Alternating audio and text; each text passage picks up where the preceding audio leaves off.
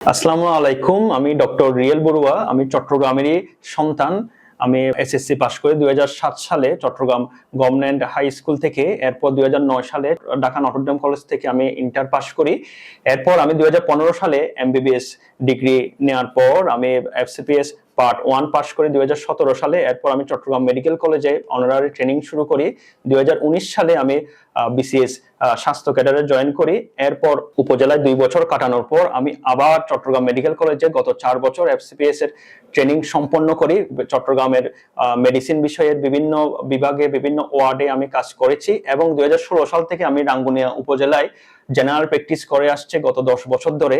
এরপর 2026 জানুয়ারিতে আমি এফসিপিএস মেডিসিন ফাইনাল পর্ব পাশ করি এবং আমি আমেরিকান কলেজ অফ ফিজিশিয়ানের মেম্বার হিসেবে যুক্ত হই।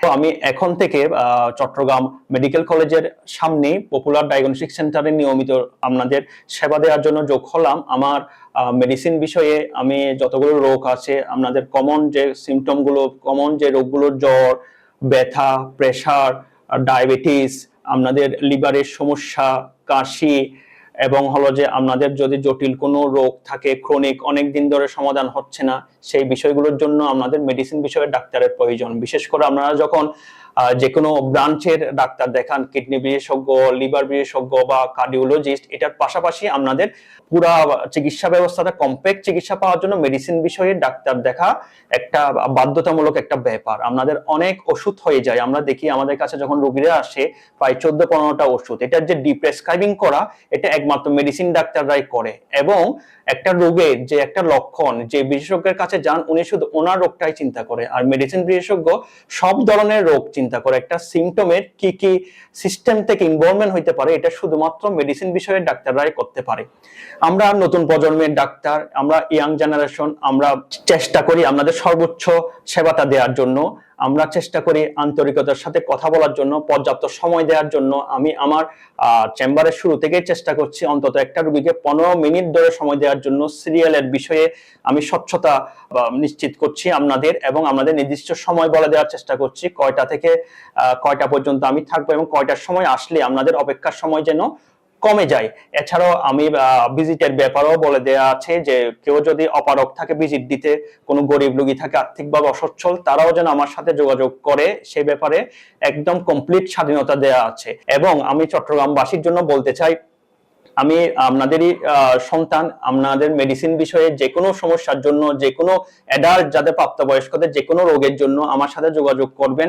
আমি মেডিকেলের বিপরীতে পপুলার ডায়াগনস্টিক সেন্টারে প্রতিদিন চেম্বার করছি, শুক্রবার ছাড়া প্রতিদিন সন্ধ্যা 6টা থেকে রাত 9টা পর্যন্ত।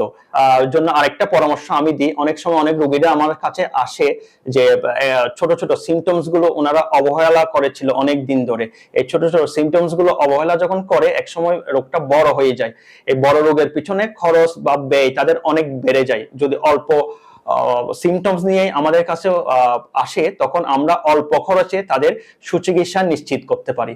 সবসময় মনে রাখবেন, চিকিৎসার চেয়ে প্রতিরোধই উত্তম। প্রিভেনশন ইজ বেটার দেন কিউর, আমরা সবসময় বলে থাকি। এবং আমরা আশা করব যে আপনারা সবসময় নিজেদের স্বাস্থ্যের প্রতি যত্ন থাকবেন, নিয়মিত শরীর চর্চা করবেন, নিজেদের স্বাস্থ্যের যত্ন নেবেন এবং হলো যে বিশুদ্ধ খাবার খাওয়ার চেষ্টা করবেন। পৃথিবীব্যাপী বলতে পারেন যে আপডেটেড ট্রিটমেন্ট আছে, তার সর্বোচ্চ চিকিৎসাটা আমি আপডেটেড গাইডলাইন অনুযায়ী আপনাদের দেওয়ার চেষ্টা করব। আর হলো যে আপনাদের যে কোনো সমস্যায়, যে কোনো অপারগতায় আমাকে জানাবেন। আমি সর্বোচ্চ চেষ্টা করব যেন আপনারা কম খরচে এবং হলো যে কম সময়ে আপনারা সুচিকিৎসাটা, সর্বোচ্চ চিকিৎসাটা পান। সবসময় ভালো থাকবেন। চট্টগ্রামবাসী সবাইকে আপনাদের ধন্যবাদ। আশা করব দেখা হবে।